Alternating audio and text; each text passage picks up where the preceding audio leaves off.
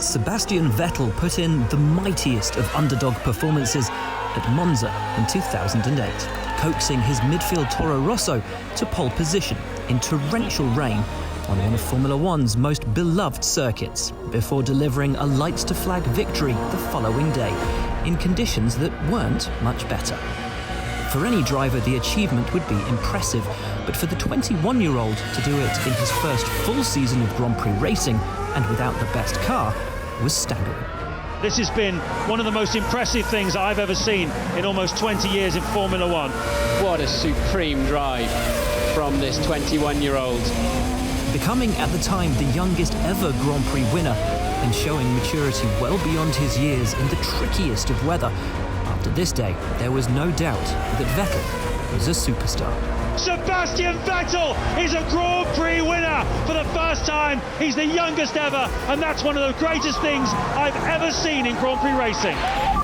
You have won the Italian Grand Prix. You have won the Italian Grand Prix. I'm proud of you. Bravissimo. Bravissimo. Thanks. Wonderful race. Great job. Yes! For sure the best day of my life. I mean, these pictures, these emotions, I will never forget. I mean, it's unbelievable. It's so much better than you might think it is. It's great. Max Verstappen was aged just 19 when he earned comparisons to some of the greats with a spectacular recovery drive at the 2016 Brazilian Grand Prix.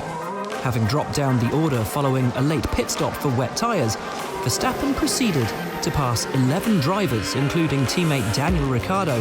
He's finding grip when no one else is. Verstappen on Kvyat, job done. And now look, here goes Max Verstappen once again. They might even be on the podium, yeah.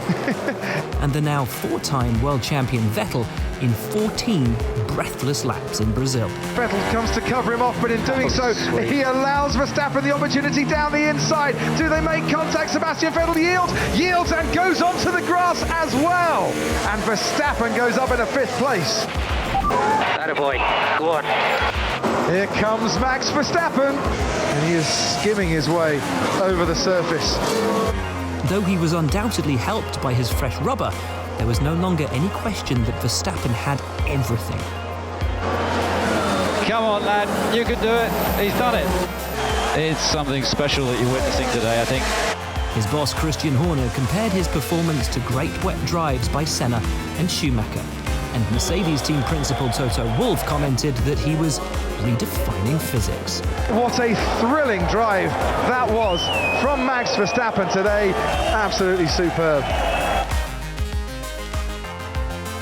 Immortalised by the film Rush, the denouement of the 1976 Formula One season in the shadow of Mount Fuji is the stuff of legend.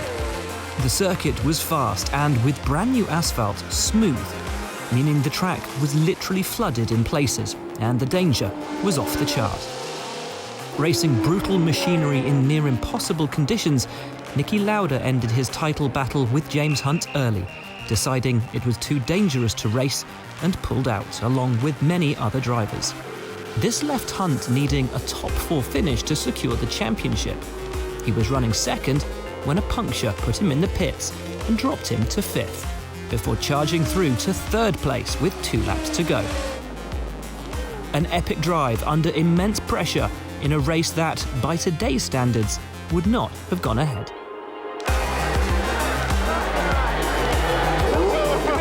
Give me a drink. Congratulations, James. Fantastic. Thank you. Did we really win?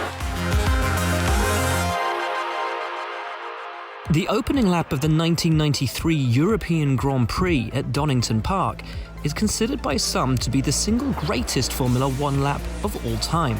10 years after Senna had first tested an F1 car at the same venue, he lined up 4th on the grid, but was 5th after the first corner. From then on, he was on another planet, instantaneously dispatching Michael Schumacher and Carl Wendlinger. Senna is up to 3rd. And after being crowded at the start, a quite brilliant couple of corners by Ayrton Senna. And 2 corners later, passing Damon Hill. And Senna into 2nd place already, and he's giving it absolutely everything. 40 seconds later, he went inside Prost at the old hairpin to claim the lead. And it. Senna goes through into the lead. Arguably, there has never been a more thrilling example of Senna's skill in the rain. He went on to dominate the race, lapping all but one car. Truly a master at work. Here is Ayrton Senna across the line, and it is victory for the Brazilian. I've done it, he says.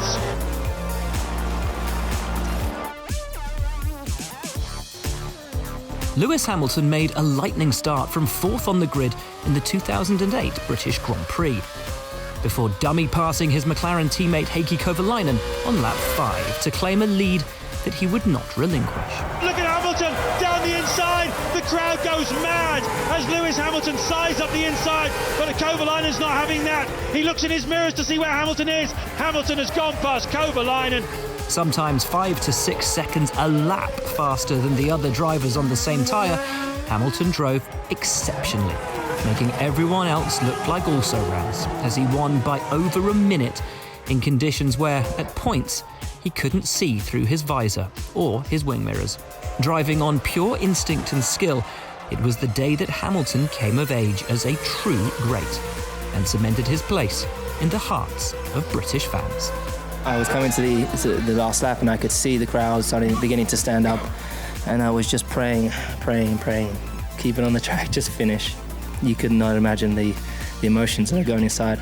Lewis Hamilton wins the British Grand Prix. A fantastic performance, a mesmerising drive.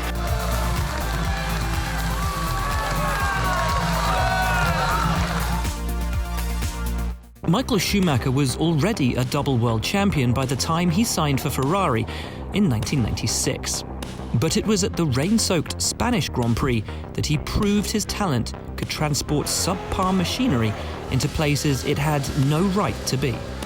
After an awful start, Schumacher methodically picked off his rivals, and once in the lead simply drove away from the field, setting a string of fastest laps, the best of which a whopping 2.2 seconds faster than anyone else.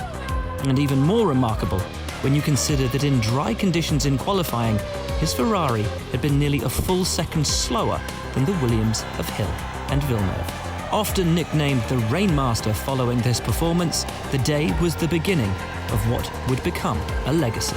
And Michael Schumacher wins the Spanish Grand Prix after an absolutely superlative drive.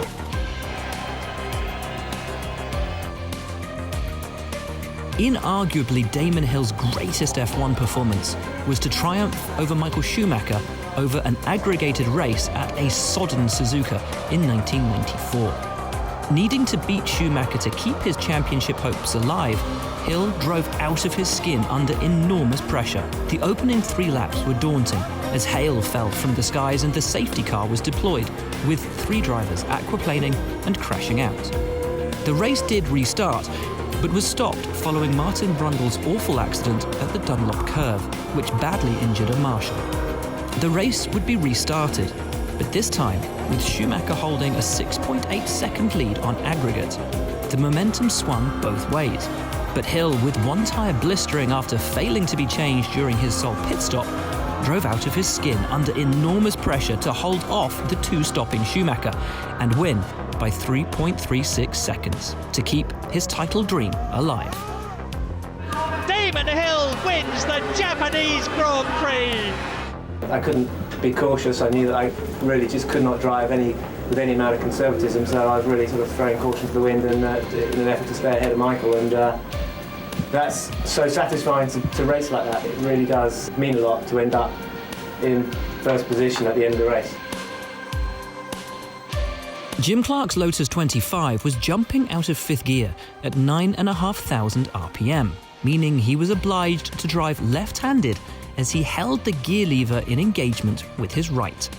Driving at Spa-Francorchamps is tricky enough at the best of times, but doing so one-handed, in the pouring rain, while holding off Graham Hill, is bordering on superhuman.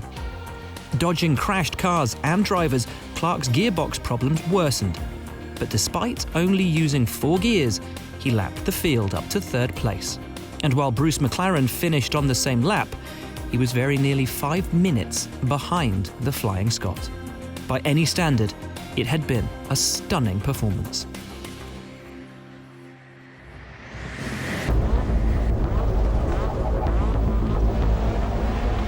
Ayrton Senna's first victory in Formula One was nothing short of remarkable. The track was flooded, the light was terrible, but Senna was supreme.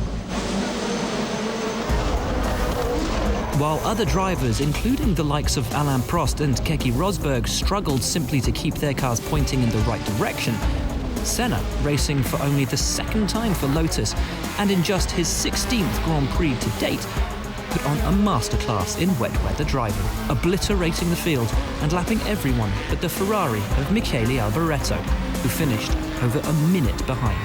Out goes the checkered flag, and Senna has won. Senna flung off his seatbelts and all but climbed out of the cockpit as he raced down the pit straight, arms aloft in celebration. He had well and truly arrived.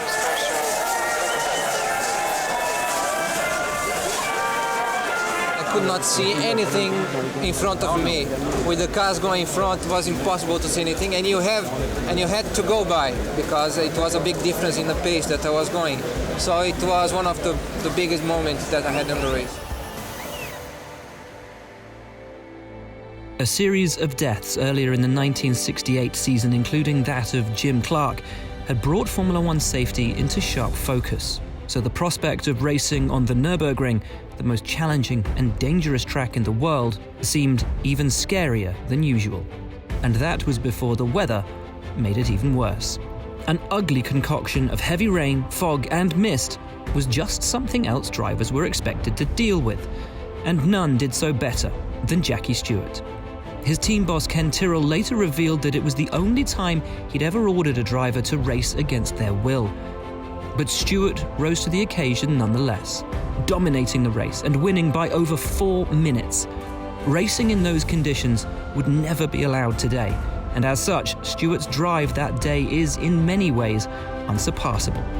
A blend of bravery, skill and talent that we will not, and probably should not, ever see again.